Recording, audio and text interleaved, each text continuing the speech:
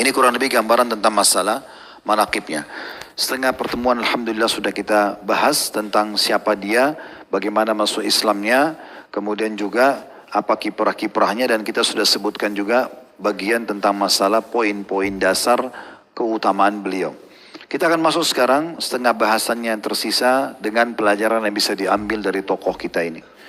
Yang pertama teman-teman sekalian tentang masalah hidayah, petunjuk dari Allah Subhanahu wa Ta'ala. Hidayah ini luar biasa.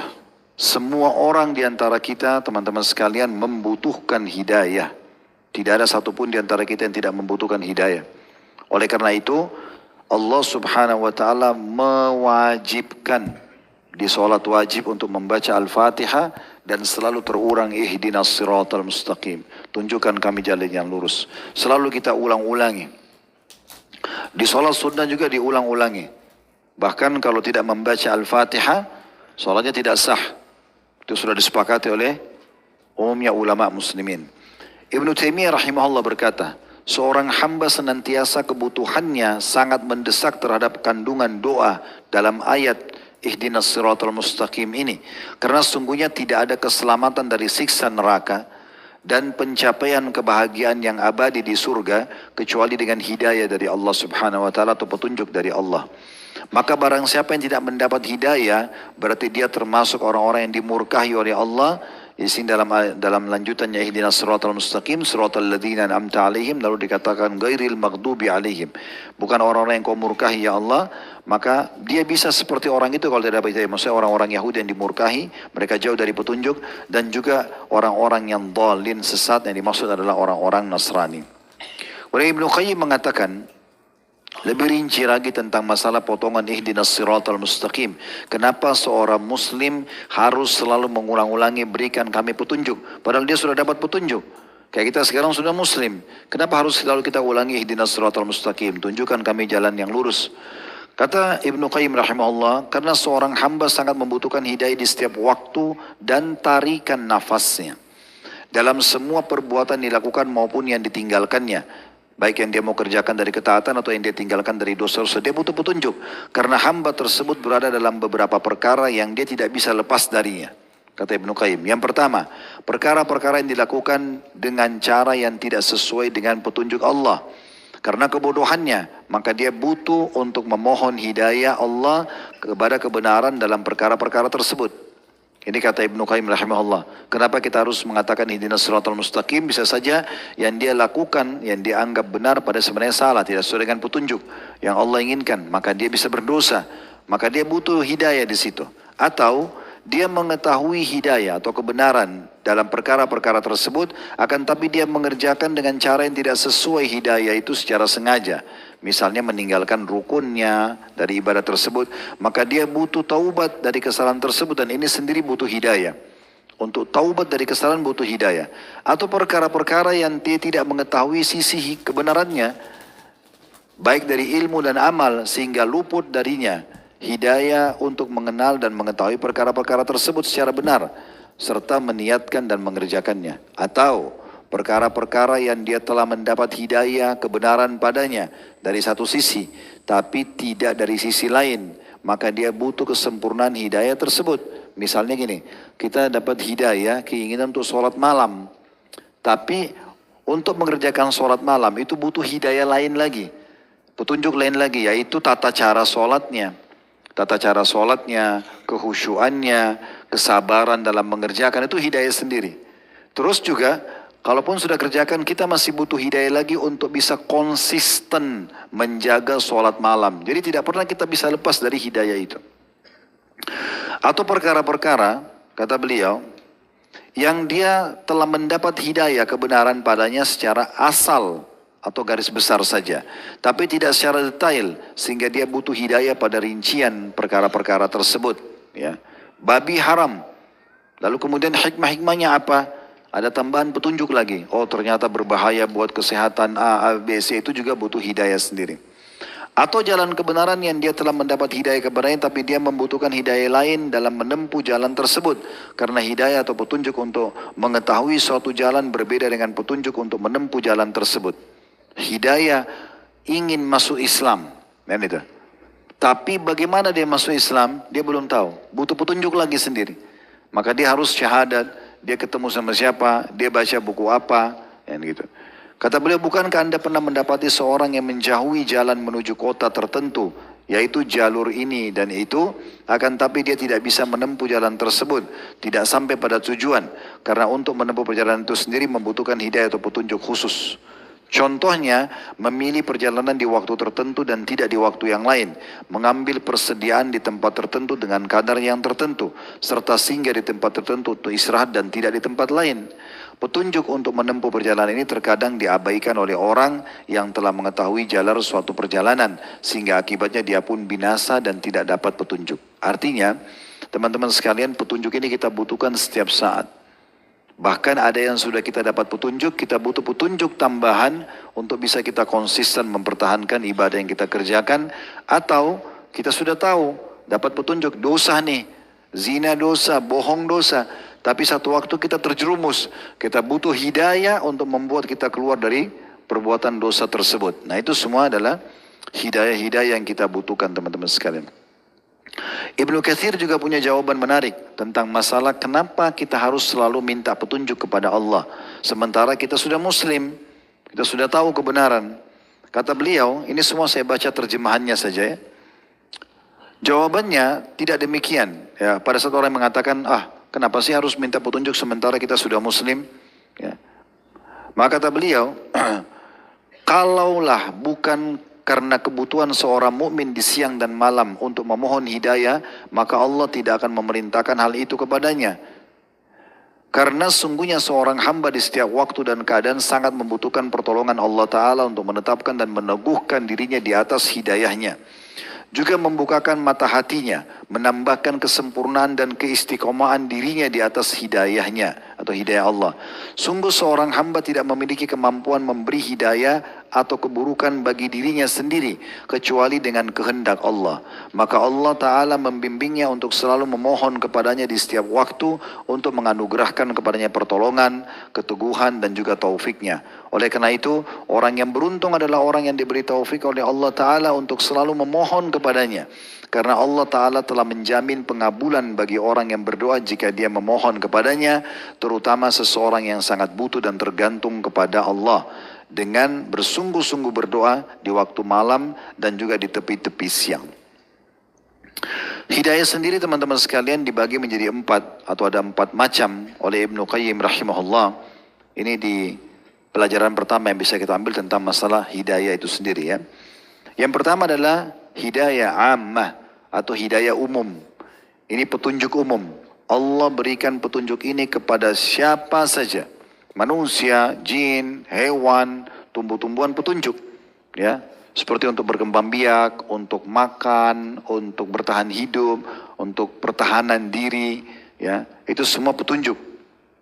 Dan Allah menyebutkan dalam surah Thaha ayat 50, Qala rabbuna alladhi a'ta kulla syai'in khalqahu thumma hada. Musa berkata kepada Firaun, Rabb kami Allah Ta'ala ialah Rabb yang telah memberikan kepada setiap makhluk bentuk kejadiannya, kemudian memberinya petunjuk. Jadi semua ini petunjuk ya. Seperti misalnya hewan itu pada saat dia melahirkan, cara kuda, bagaimana dia melahirkan sambil berdiri, anaknya keluar, kemudian setelah itu pecah ketuban dan dia menjilati anaknya, membersihkan, lalu dia melatih anaknya baru berapa detik lahir untuk bisa lari, berjalan. Itu semua hidayah dari Allah SWT. Kita sendiri manusia, hidayah supaya kita bisa makan melalui mulut kita, kita tahu fungsinya telinga mendengar, itu semua petunjuk. Semua ini manusia, jin, hewan, tumbuh-tumbuhan itu diberikan petunjuk oleh Allah SWT. Itu namanya bagian hidayah yang pertama, hidayah ammah. Ya.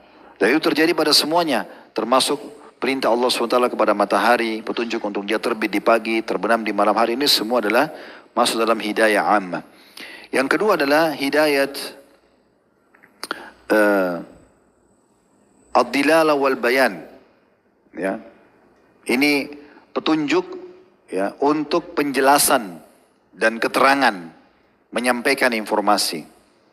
Ini sebagaimana kata Ibnu Qayyim firman Allah SWT dalam surah Fussilat ayat 17.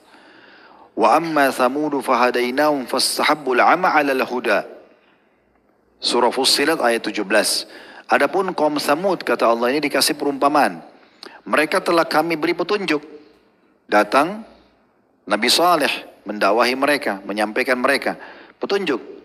Jangan begini, Tuhan kalian Allah, sembahlah ini, ya. Misalnya, jangan kerjakan itu. Tetapi mereka lebih menyukai kebutaan atau kesesatan daripada petunjuk. Ini namanya petunjuk al-irsyad, ad-dalalah, ya, petunjuk, penjelasan. Kemudian juga yang ketiga adalah hidayah taufiq dan ilham ke dalam hati manusia untuk mengikuti kebenaran. Ini jenis yang ketiga. Ini yang biasa Allah masukkan dalam hati manusia, seperti kasus Suhail bin Amr.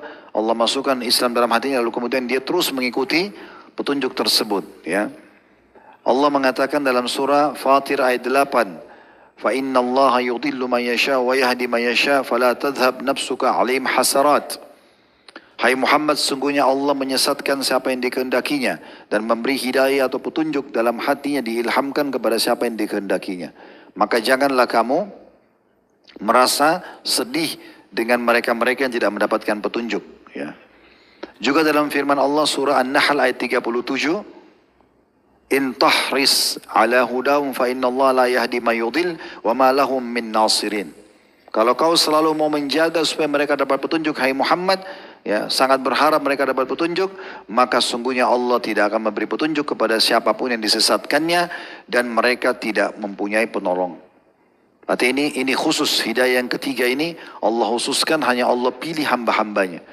Kalau Allah mau, sejahat apapun dia, Allah bisa alihkan dia lalu dapat hidayah. Tapi kalau Allah lebih tahu tentang hambanya memang tidak mau, seperti Fir'aun, memang nggak mau, Allah nggak akan kasih hidayah taufik dan ilhamnya ini, ya. Kemudian yang keempat, yang terakhir adalah hidayah puncaknya, hidayah untuk masuk ke dalam surga. Dengan beramal amal-amal surga di dunia, kemudian nanti masuk ke surga. Dan itu pun dipandu nanti di akhirat, lewat mana dia menuju ke surga. Dia masuk bersama kelompok yang mana, bagaimana dia lewatin sirat, itu hidayah yang keempat. Sebagaimana nanti ahli surga, dan semoga kita termasuk insya Allah ini, akan mengucapkan kata-kata ini nanti pada saat masuk ke dalam surga. Dalam surah Al-A'raf ayat 43, "Wa qalu alhamdulillahilladzi hadana lihada wa ma kunna linahtadiya laula an hadana Allah laqad ja'at rusulu rabbina bil haqq." Al-ayah, artinya, ya, segala puji bagi Allah yang telah memberikan hidayah kepada kami menuju ke surga ini. Dan kami tidak akan mendapat hidayah ke surga kalau sekiranya Allah tidak menunjuki kami.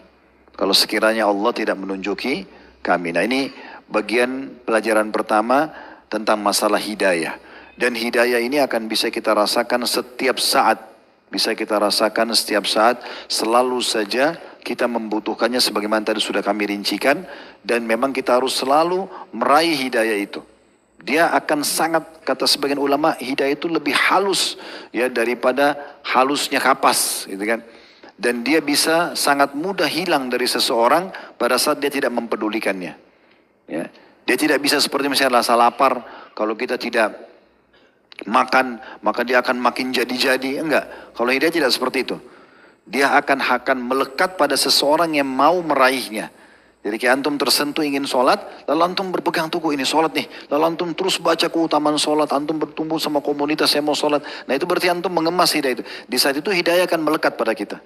Tapi di saat kita tidak pedulikan, sudah tersentuh hati, terbangun malam, kesian melihat orang misalnya di muslimin dibantai di Gaza misalnya, dia tetap aja datang sinyal tapi tidak diraih sama dia. Maka ini akan hilang dari dia. Dan nanti kalau hidayah itu sudah hilang, untuk memancing lagi kembali itu nggak semudah awal. Dan seperti awalnya waktu datang. Dia butuh betul-betul taubat nasuha kepada Allah. Bagaimana kita dekatkan diri kepada Allah maksimal, baru kemudian bisa datang kembali sinyal petunjuk itu. Itu yang pertama, pelajaran. Yang kedua, tentang masalah kedudukan taubat. Kedudukan taubat. Jadi kita lihat bagaimana tokoh kita Suhail radhiyallahu anhu, beliau betul-betul taubat yang betul-betul taubat nasuha kepada Allah SWT, taubat yang tulus kepada Allah.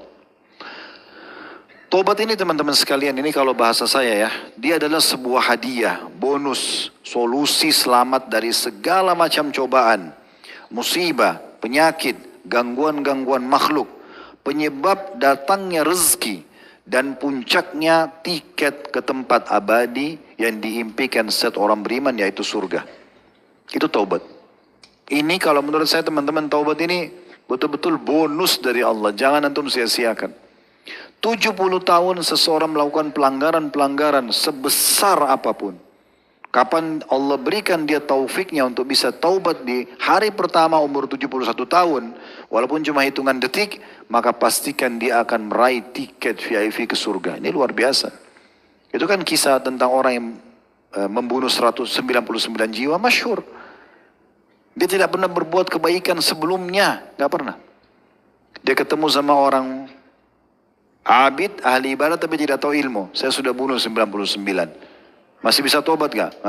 99 gak mungkin. Orang ini pikir sudah gak bisa lagi. Ya udah kamu sekalian deh. Dibunuh orang itu jadi 100. Kata Nabi SAW, lalu dia ketemu dengan seorang alim, dia katakan saya sudah bunuh 100 orang. Masih bisa tobat gak? Kata orang alim, tentu saja. Tidak ada yang menghalangi kau untuk tobat. Tobatlah kepada Allah dan tunjukkan bukti tobatmu. Jangan kembali ke negerimu lagi. Karena negerimu itu negeri buruk. Pergi ke negeri sana. Negeri sana lebih baik. Jadi dia ini belum melakukan apa-apa ya. Dia baru niat taubat dengan tulus dia ingin perbaiki, maka dia jalan ke sana. Belum ibadah sama sekali. Di tengah jalan Allah wafatkan dia. Lalu Allah datangkan 2 malaikat, 1 malaikat rahmah yang biasa membawa ruhnya orang beriman, dan 1 malaikat azab membawa ruhnya orang-orang yang masuk neraka. Maka duanya ini bertikai, kata Nabi SAW, memperebutkan ruh ini. Siapa yang bawa? Allah datangkan malaikat yang ketiga, menengahi mereka sambil mengatakan, hitunglah jarak negerinya. Kalau dia lebih dekat dengan negeri yang dia pernah berbuat maksiat, maka malaikat penyiksa yang bawa dia. Kalau dia lebih dekat kepada negeri yang dia ingin taubat, maka malaikat rahmah yang mengambilnya. Ini belum beramal ini. Belum beramal. Dia dengan taubatnya itu. Terus meninggal. Maka kata Nabi SAW, Allah menjauhkan jarak 1 jengkal dari negeri yang dia berbuat maksiat, dan Allah dekatkan 1 jengkal negeri yang dia mau bertobat. Maka dengan itu malaikat rahmah membawanya. Ini tiket yang luar biasa gitu. Dengan adanya taubat ini betul-betul berita gembira. Sampai saya pernah dengarkan ada salah satu ceramah disampaikan oleh ulama di Saudi pada saat beliau hadir haji.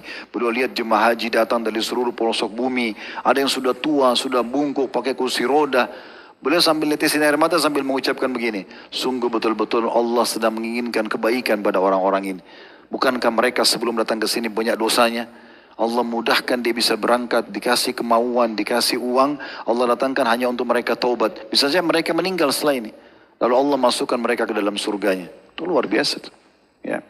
Yang penting teman-teman sekalian, jangan sampai setelah taubat kemudian kita kembali lagi kepada kemaksiatan tersebut. Kita harusnya menjadikan pelajaran penting dari Suhair radhiyallahu anhu.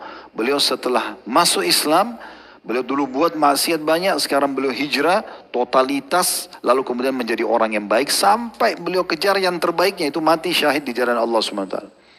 Itu harus kita lakukan, komitmen. Udah tinggalkan semua komunitas, semua kegiatan, aktivitas yang buruk dulu sudah selesai. Mau dicap apapun sama orang terserah. Saya harus menutupi kekurangan saya yang lalu, sekarang saya harus menyelamatkan diri saya. Itu yang benar. Ya. Dan cukup banyak ayat-ayat Al-Quran yang membicara tentang ajakan untuk taubat tentunya dan istighfar kepada Allah SWT. Di antaranya ya, disebutkan dalam surah Hud, surah nomor 11 ayat 52. Wa ya qaumi istaghfiru rabbakum thumma tubu ilaihi yursilis sama' alaikum midraran wa yazidkum quwwatan ila quwwatikum wa la tatawallaw mujrimin. Nabi Hud berkata kepada kaumnya, wahai kaumku, istighfarlah kalian kepada Tuhan kalian dan taubatlah. Istighfar, permohonan maaf, maafin saya. Taubat, mengikrarkan diri untuk tidak mengulangi lagi. Dan taubatlah kepadanya, maka dia akan turunkan dari langit ya, rezeki yang banyak dan akan menambahkan kekuatan kalian di atas kekuatan yang sudah kalian miliki, dan jangan sampai kalian berpaling menjadi orang-orang yang pembangkang. Juga kata Nabi SAW, tubu ilallahi wastaghfiruhu fa inni atubu fil yawmi mi'atu marrah, dalam hadis riwayat Muslim. Wahai muslimin, taubatlah kalian kepada Allah dan beristighfarlah kepadanya, karena sungguhnya aku aja sendiri sebagai Nabi utusan Allah tetap saja bertaubat kepada Allah dalam sehari 100 kali. Kata Abdullah bin Umar radhiyallahu anhu dalam riwayat Tirmidzi, Abu Daud dengan sanad hasan sahih, kunna na'uddu qawlan Nabi sallallahu alaihi wasallam rabbighfirli wa tub alayya innaka antat tawwabur rahim fil majlisi wahidin mi'atu marrah. Kami seringkali menghitung ya Nabi sallallahu alaihi wasallam mengulangi kata-kata beliau, rabbighfirli, ya Tuhanku ampunilah aku, wa tub alayya, dan terimalah tobatku, innaka antat tawwabur rahim, sungguh kau zat yang maha menerima taubat hamba dan maha pengasih. Itu dalam satu majlis sampai 100 kali. Dan dari riwayat ini, sebagian ulama mengatakan bisa juga difahami bahwasanya Nabi SAW itu beristighfar minimal sehari 70 sampai 100 kali. Karena disebutkan dalam riwayat tadi ini, satu majlis bisa mengulangi sampai 100 kali. Berarti bukan cukup 100 kali sehari. Tapi beliau dalam satu kesempatan itu beristighfar kepada Allah sampai 100 kali. Dan Allah subhanahu wa ta'ala memerintahkan kita dalam surah Al-Imran, surah nomor 3, 133, agar bersegera, jangan tunda, istighfar dan taubat. Wasari'u ila magfiratin min rabbikum wa jannatin arduhas samawatu wal ardu iddat lil muttaqin. Bergegaslah kalian, berlumba-lumbalah kalian kepada pengampunan Tuhan kalian dengan istighfar dan taubat. Dan kejarlah setelah itu dengan beramal saleh. Kejar untuk meraih surga yang luasnya seluas langit dan bumi, hanya dijanjikan bagi orang-orang yang bertakwa. Ya, yang bertakwa. Juga dalam hadis yang mulia, hadis riwayat Tirmidzi dengan sanad hasan sahih. Kata Nabi SAW, Allah berfirman, ya bna Adam, wahai anak Adam, lau balagat dhunubuka ananas sama, kalau dosamu memenuhi sampai ke langit, thumma astaghfartani, kemudian kau beristighfar kepadaku, ghafartu laka wala ubali, aku akan maafkan kamu dan aku tidak peduli. Enggak ada yang bisa intervensi padaku. Yang penting kau kembali dan beristighfar kepadaku. Jadi ini diingatkan dengan hal yang luar biasa gitu ya. Dan juga dalam surah Hud surah nomor 11 ayat 3, Allah SWT memastikan orang yang taubat itu tidak hanya dibiarkan begitu saja, tapi Allah akan berikan kepada dia rezeki, ya, kelapangan, terbukanya karunia Allah Subhanahu wa taala. Jadi bukan berarti kita pernah buat dosa, kita taubat lalu kita susah hidupnya, tidak. Asal taubatnya nasuha, Allah sebutkan dalam surah Hud ayat 3, surah nomor 11, wa anistaghfiru rabbakum thumma tubu ilayhi yumatti'akum mata'an hasanan ila ajalin musamma. Dan beristighfarlah kalian kepada Tuhan kalian dan taubatlah kepadanya, maka dia akan memberikan kenikmatan kepada kalian yang terus menerus. Yumatti'akum mata'an hasana, artinya dia akan memberikan kalian nikmat yang terus menerus ila ajalin musamma, sampai masa waktu yang sudah ditentukan, maksudnya ajal meninggal kita. Kata Ibnu Abbas radhiyallahu anhu, maksudnya Allah akan memberikan kalian kenikmatan yang baik atau rezeki dan kelapangan yang luas. Imam Qurtubi mengatakan, inilah buah istighfar dan taubat, yaitu Allah memberikan kalian kenikmatan berupa keluasan rezeki dan juga kelapangan hidup. Kalau ada yang mengatakan, Ustaz, saya sudah taubat tapi rezeki saya masih belum juga terbuka, ini pemahaman yang keliru. Berarti dia perlu introspeksi diri dari masalah taubat dan istighfarnya. Mungkin dia menghardik Allah, mungkin dia menyalahkan Allah. Dia harus tulus secara totalitas taubatnya, maka tidak mungkin salah firman Allah Subhanahu wa taala tadi yang sudah kita sebutkan. Yang terakhir kita angkatkan hadis Bukhari Muslim dalam poin nomor 2 ini, taubat nasuha. Kata Nabi SAW, man akthara istighfara ja'alallahu lahu min kulli dikin makhraja. Siapa yang selalu memperbanyak istighfar, taubat kepada Allah, astagfirullah wa atubu ilaih, Allah akan jadikan dia dari setiap kesempitan jalan keluar. Wa min kulli hammin faraja, dari setiap kesedihan juga solusi. Wa razaqahu min haitsu la yahtasib, dan Allah akan berikan rezeki dia dari tempat tidak disangka-sangka. Maaf, hadis ini riwayat Ahmad dan Ibnu Majah. Dan sekian banyak tentunya kalau kita ingin bahas tentang masalah istighfar dan taubat ini, cuma tidak mungkin kita menyampaikan semuanya. Dan ini sudah kami sampaikan di dalam khutbah Jumat khusus masalah taubat nasuha, dan sudah diangkat insyaAllah sama tim tentang masalah bahasan ini. Baik, kita akan masuk teman-teman sekalian kepada pelajaran yang ketiga yang bisa diambil dari tokoh kita ini, yaitu tentang masalah mencintai ibadah dan memperbanyak ibadah. Saya hanya ingin menitik beratkan di poin ini teman-teman sekalian, bahwasanya kesempatan ibadah yang datang kepada setiap orang di antara kita itu adalah bentuk kasih sayang Allah. Apakah hati kita terilhamkan untuk tersentuh mengerjakannya, kayak hadir majelis ilmu misalnya, ngerjain sholat, baca Quran atau apa saja, atau peringatan itu datang ya dari orang yang di sekitar kita, mungkin pasangan hidup, mungkin anak, mungkin teman, mengingatkan kita, sholat yuk, ayo kita majelis ilmu yuk, ayo ini, ayo itu berarti juga sama. Atau dari fenomena alam, jadi bencana, gempa, ya, yang memang sebenarnya menimpa orang-orang yang seperti kita manusia, tapi setiap saat bisa saja menimpa kita juga. Ya, maka ini semua adalah harusnya diraih kesempatan itu untuk kembali kepada Allah Subhanahu wa taala. Ingat teman-teman, ibadah itu sangat nikmat kalau kita ingin mengerjakannya. Dan cara sederhana untuk mengerjakannya dan supaya kita rajin, selalu mengulang-ulangi keutamaannya. Selalu ulangi, walaupun kita sudah rajin sholat nih. Tidak ada salahnya ulangi, seminggu sekali baca lagi tentang keutamaan sholat berjamaah, keutamaan setiap langkah kaki menuju ke masjid, keutamaan tidak ketinggalan takbiratul ihram pertama imam, ya. Terlalu kita baca, ulangi lagi. Supaya itu selalu memperbaharui ya keimanan kita dan mencas kembali, ya. Maka sebagian ulama salaf mengatakan kami duduk dan mengulang-ulangi ya, pertemuan dan juga pembicaraan tentang agama ini tanpa harus memperdulikan apakah itu sudah terulang ataupun belum. Ya, mereka terus saja duduk mendengarkan dan mengulang-ulanginya. Karena kadang-kadang ada sebuah hadis butuh kita dengarkan 3-4 kali baru kita amalkan. Mungkin 10 kali baru kita amalkan. Ada hadis mungkin yang kita dengar sekali kita sudah langsung amalkan. Intinya teman-teman, selamatkan diri kita sebelum terlambat. Ibadah itu adalah sebuah jalan yang terbaik untuk menuju kepada Allah Subhanahu wa taala dan hanya kita yang bisa tentukan. Ini pelajaran ketiga. Pelajaran yang keempat adalah kemuliaan agama Islam itu sendiri. Dan bagaimana ya kita bisa lihat dari tokoh kita ini setelah dia meranut Islam, dia baru memahami tentang kemuliaan Islam itu sendiri, maka dia pun akhirnya ya betul-betul menekuni agama Islam ini. Sayang sekali banyak di antara kita sudah lahir dalam keadaan Islam, sudah dimanjakan oleh Allah. Bayangkan teman-teman kalau kita di posisi orang-orang non-muslim yang sekarang mereka setiap saat kalau dalam teori agama Islam meninggal dalam keadaan kafir masuk neraka nih. Tapi ada di antara mereka dapat hidayah. Dan pada saat mereka dapat hidayah mereka baru menyesal. Coba saya tahu dari dulu ya. Saya ada beberapa cuplikan setelah kejadian Gaza ini. Ada beberapa cuplikan anak-anak muda muslim yang sambil mungkin mereka menyewakan jasa kendaraan mereka. Mereka sambil bawa Quran terjemahan bahasa Inggris. Dan mereka sengaja pada saat konsumennya naik ke mobil, mereka putar tilawah Al-Quran. Dan mereka lihat responnya dari tamunya. Kalau tamu di mobil itu menyuruh matikan, dia matikan sama dia. Tapi kalau dilihat responnya, dia menikmati, dia merenungi, dan dia pasang kamera tersembunyi. Saya lihat cuplikannya.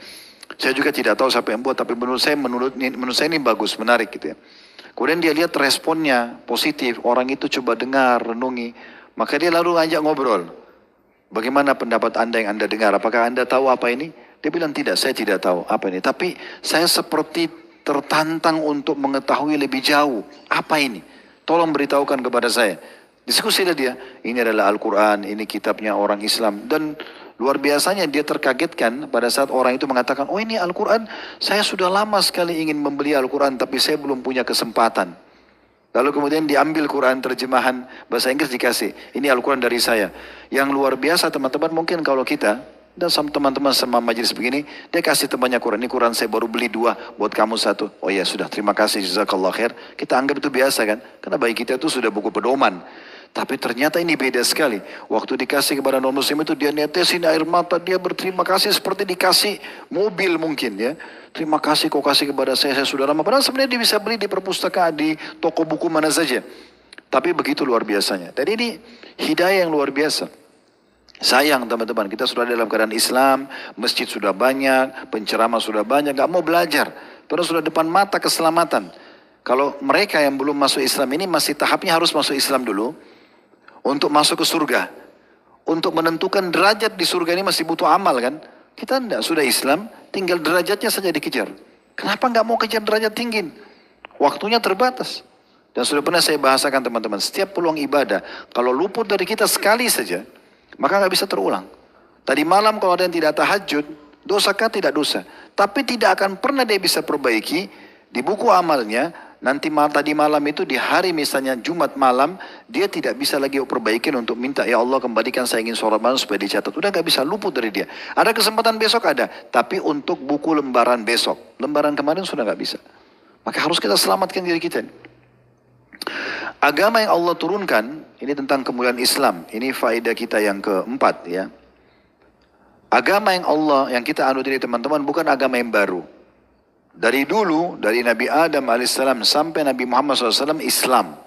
Semuanya Islam. Tidak ada agama lain. Allah tidak pernah turunkan agama lain. Tidak ada. Cuma memang yang berbeda, setiap utusan kalau Allah jadikan dia sebagai Rasul, berbeda di syariatnya. Di peraturan-peraturannya. Tapi agamanya Islam. Kita sebagai seorang Muslim, kita yakin Nabi Isa Islam. Bukan Nasrani kalau kita. Nabi Musa adalah Islam, bukan Yahudi. Gitu kan? Nabi Ibrahim AS Nabi Muslim. Tidak ada sama sekali yang kita yakini selain daripada itu. Karena Allah kekalkan dalam Al-Quran. Dalam surah Al-Imran, surah nomor 3 ayat 19. Inna dina indallahil Islam. Ketahuilah, pastikanlah, karena inna ini harfut ta'kid. Huruf yang memastikan. Inna, anna, lakinna, dan saudara-saudaranya. Tapi inna dina indallahil Islam. Sesungguhnya pastikan agama sisi Allah hanya Islam. Dari dulu sampai hari kiamat. Tidak ada perubahan. Semuanya agama Islam. Kemudian Allah SWT juga mengatakan di dalam Al-Imran sama, tapi ayatnya kalau tadi ayat 19, ini ayat 83 sampai 85. Allah SWT mengatakan, "Afa ghaira dinillahi yabghun?" Apakah selain agama Allah yang mereka inginkan? Selain agama Islam, "Walahu aslama man fis samawati wal ardi taw'an wa qarhan wa ilaihi yurja'un." Padahal Allah itu zat yang semua di langit, siapapun di langit dan di bumi, tunduk, suka atau terpaksa kepadanya dan hanya kepadanya akan dikembalikan. Itu ayat 83. Ayat 84-nya, "Qul amanna billahi wa ma unzila alaina wa ma unzila ala Ibrahim wa Ismaila wa Ishaq wa Yaqub wal asbata wa ma utiya Musa wa Isa wan nabiyuna min rabbihim la nufarriqu baina ahadin minhum wa nahnu lahu muslimun." Katakan hai Muhammad, kami beriman kepada Allah. Ini prinsip orang Islam. Dan kami beriman kepada apa yang diturunkan kepada kami, Al-Quran. Dan apa yang diturunkan kepada Ibrahim, Ismail, Ishak, Yaqub, Asbat, keturunannya. Dan apa yang diberikan kepada Musa, Isa, dan nabi-nabi yang diutus oleh Tuhan mereka. Kami tidak membeda-bedakan satupun di antara mereka. Dan kami termasuk orang-orang yang Muslim. Atau kami menyerahkan diri kepada Allah. Ayat 85-nya, "Wa man yabtaghi ghairal islami dinan fala yuqbala minhu wa fil akhirati minal khasirin." Siapa yang coba milih selain agama Islam sebagai agama mereka, maka tidak akan diterima ya, oleh Allah dan mereka termasuk orang-orang yang rugi di akhirat nanti. Kemudian dalam surah Al-An'am, surah nomor 6 ayat 125. Allah memastikan kalau ada orang yang lahir dalam keadaan Islam atau dia dapat petunjuk Islam lalu masuk Islam, ini ya betul-betul Allah inginkan kebaikan buat dia. Surah Al-An'am surah nomor 6 ayat 125. "Wa may yuridillahu an yahdiyahu yashrah sadrahu lil Islam." Al-ayat. Siapa yang Allah inginkan berikan petunjuk padanya, Allah akan pandu dia, lapangkan dadanya untuk Islam. Lahir dalam keadaan Islam atau dia menganut Islam setelah dewasa. Berarti Allah inginkan kebaikan buat dia. Dalam surah Az-Zumar, surah nomor 39 ayat 22, Allah pastikan siapapun dalam keadaan Islam, dia berada di atas cahaya Tuhannya. "Afaman syaraha sadral Islam fahuwa ala nuri min rabbih." Al-ayat. Siapapun yang telah terlapangkan dadanya untuk Islam, lahir dalam keadaan Islam atau menganut Islam pada saat sudah dewasa, maka dia berada di atas cahaya Tuhannya. Az-Zumar, surah nomor 39 ayat 22. Islam ini teman-teman agama yang luar biasa. Agama yang tidak ada rasisme dalamnya. Tidak ada bedanya, tidak ada lagi batas suku, tidak ada lagi batas negara.